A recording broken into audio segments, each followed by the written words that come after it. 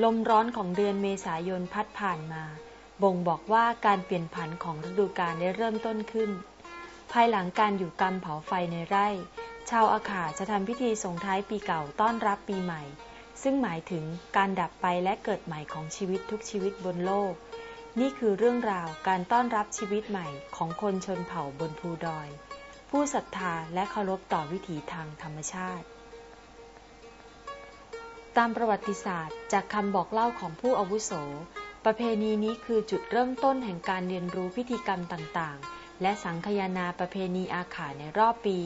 โดยผู้นำทางวัฒนธรรมและฝ่ายปกครองชุมชนซึ่งกินเวลานานถึง1 เดือนด้วยเหตุนี้เองจึงมีการคิดหากิจกรรมให้คนหนุ่มสาวและเด็กๆเล่นเพื่อไม่ให้เกิดความเบื่อหน่ายและในปัจจุบันพิธีกรรมได้ลดลงเหลือแค่5 วันโดยไม่ทราบสาเหตุพิธีกรรมวันแรกเริ่มขึ้นเมื่อผู้สืบเชื้อสายชาวอาขาทำหน้าที่ประกอบพิธีบ้านเรือนจะถูกจัดเก็บและทำความสะอาดอย่างเรียบร้อยเพื่อต้อนรับวิญญาณบรรพบุรุษผู้ร่วงลับเริ่มต้นด้วยการนำข้าวเปลือกใส่ถ้วยเล็กๆพร้อมน้ำตั้งวางไว้บนชั้นที่ใดที่หนึ่งภายในบ้านเพื่อให้ม้าที่บรรพบุรุษใช้เป็นพาหนะได้กินเป็นอาหารตามความเชื่อของชาวอาขาอาหารและอุปกรณ์ในการประกอบพิธีกรรมจะถูกจัดเตรียมอย่างใจเย็นด้วยจิตใจที่ผ่องใสของผู้ประกอบพิธีเพื่อให้เกิดบุญกุศลแก่ตนและครอบครัว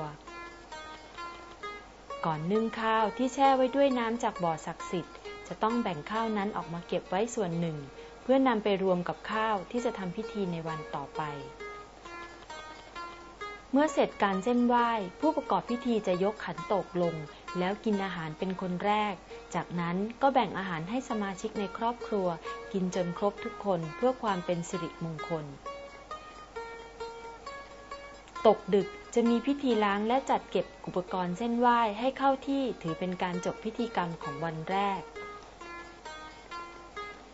สัญญาณของการทำพิธีในวันที่2เริ่มขึ้นเมื่อเกิดเสียงขันของไก่ตัวแรกนำข้าวที่แช่มาตำแล้วปั้นเป็นลูกกลมๆแล้วนำไปต้มให้สุกมีชื่อเรียกว่าขนมแตะปุกซึ่งในสมัยก่อนหนุ่มสาวจะเฝ้ารอไก่ตัวแรกขันเพื่อจะได้ตำข้าวนี้ด้วยความเชื่อที่มี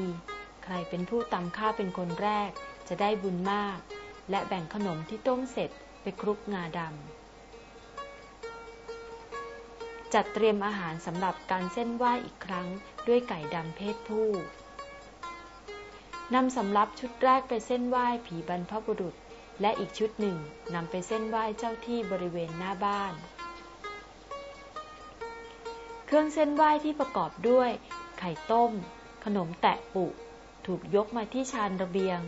จากนั้นผู้ประกอบพิธีจะทำการแกะไข่และบีบข้าวเหนียววางบนก้อนดินที่เตรียมไว้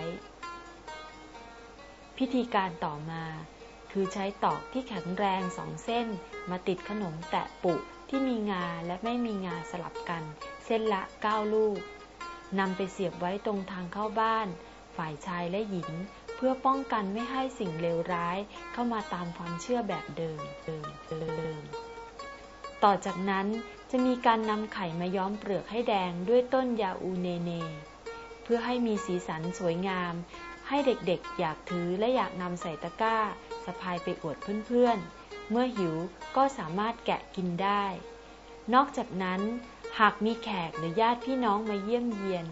เจ้าบ้านจะมอบไข่ให้เพื่อเป็นสื่อแสดงความรักต่อกันและไข่ยังหมายถึงการเริ่มต้นของสิ่งมีชีวิตอีกด้วยย่างเข้าสู่วันที่3ทุกคนจะหยุดทำงานทุกอย่างเพื่อต้อนรับฟ้าใหม่ที่จะมีฝนตกลงมาครั้งแรกในประเพณีโดยจะปักตาแหลวลักษณะเป็นไม้ไผ่สารคล้ายกังหันที่ชาวอาขาเรียกกันว่าดาแลไว้ตรงประตูผีหรือประตูของหมู่บ้านอันเป็นลักษณะของบุคคลภายนอกทราบว่าหมู่บ้านกำลังมีพิธีหากไม่จำเป็นอย่าเข้ามาหากเข้ามาแล้วต้องอยู่ให้จบพิธีกรรมจึงจะออกไปได้ก่อนวันสิ้นสุดประเพณี1 วันแต่ละครอบครัวจะทำพิธีเส้นไหว้บรรพบุรุษเช่นเดียวกับวันแรกอีกครั้ง และยามค่ำคืนกลุ่มหนุ่มสาวและสมาชิกในหมู่บ้านจะร่วมร้องรำทำเพลงในแบบฉบับของชนเผ่าอาคาเสียงไม้ไผ่และเสียงหัวเราะดังกึกก้องณลานหมู่บ้านในวันสุดท้ายผู้นำทางวัฒนธรรมทางการปกครองและหมอผีจะทำการบูชาตำแหน่งซึ่งได้รับการถ่ายทอดมาจากบรรพบุรุษเพื่อรำลึกถึงบุญคุณและในการประกอบพิธีต้องใช้หมูในการเส้นไหว้และเลี้ยงผู้มาร่วมงานการดื่มเหล้าบริสุทธิ์โดยบุตรผู้สืบเชื้อสายจากหมอผีนับเป็นสิ่งสุดท้ายที่บ่งบอกให้ทราบว่าประเพณีปีใหม่ไข่แดงได้เสร็จสิ้นลงกว่าจะเกิดเป็นประเพณีหรือพิธีกรรมต้องอาศัยเวลาในการบ่มเพาะเมล็ดพันธุ์ความเชื่อของชาวอาขานับไม่ถ้วนหากแต่พิธีกรรมต่างๆที่เกิดขึ้นในรอบปีได้แสดงให้เห็นถึงความสำคัญของเด็กๆและครอบครัวโดยผ่านวันเวลาในการเพาะบ่มเมล็ดพันธุ์ความเชื่อของชาวอาขาที่สืบทอดกันมาการกำเนิดขึ้นใหม่ของชีวิตเล็กๆจึงเริ่มต้นงอกงามด้วยความรักตามประเพณีวัฒนธรรมของชนเผ่าที่สืบทอดกันมาจนถึงทุกวันนี้